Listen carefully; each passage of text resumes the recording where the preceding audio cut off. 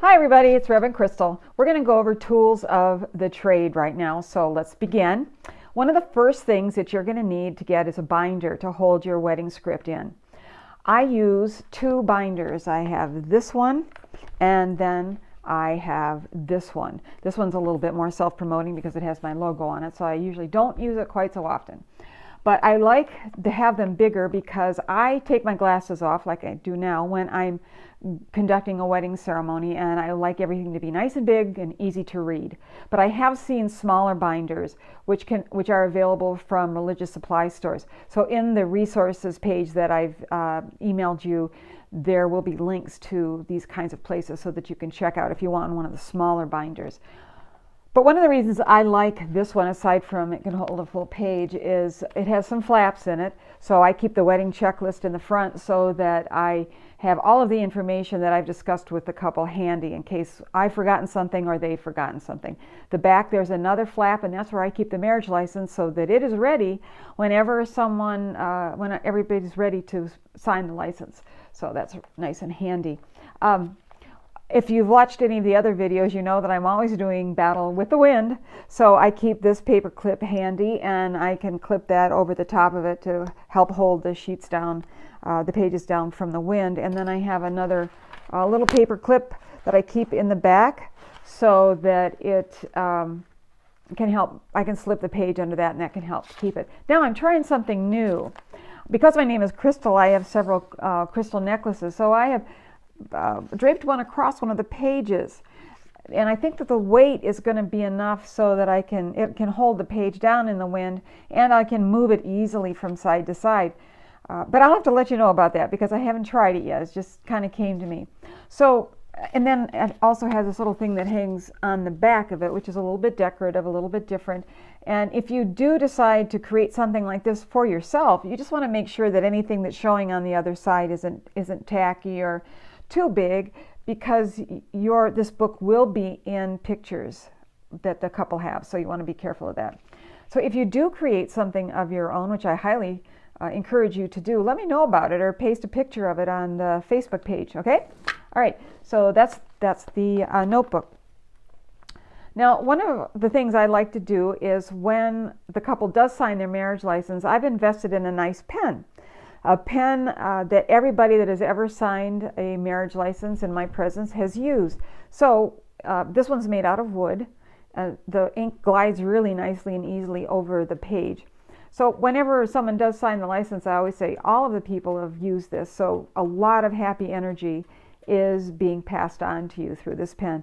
I also have one that's got indelible ink, which I can encourage the couple about that, as you know, their love is indelibly written for all eternity, something like that. I usually don't get that corny, but it is something that I do. So one of the things that you are going to also need to do is to keep a record, an accurate record of every wedding that you've done in order for it to be legal. So I do it two ways because I want to make sure that there's never any question that I did a wedding ceremony. So I always keep a photocopy of the marriage license before I mail it into the county clerk. Now every country and every state is different, so you have to figure that out for yourself. But I keep a copy of that, and then I have what's called the pastoral record. This is also in your resources link in case you want to go this route. But this keeps track of something I've done in my own handwriting of all of the couples that I've ever married. So there's over 500 in here, which means I've had a lot of fun in the last couple of 28 years.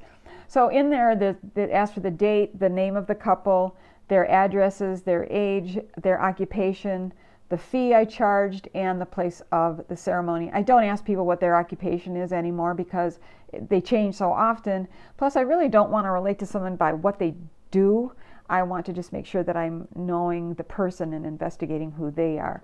So if you do decide to go forward with being a professional officiant, this also has a place where you can keep track of the baptisms or christenings, naming ceremonies that you do, the funerals and the memorial services that you do.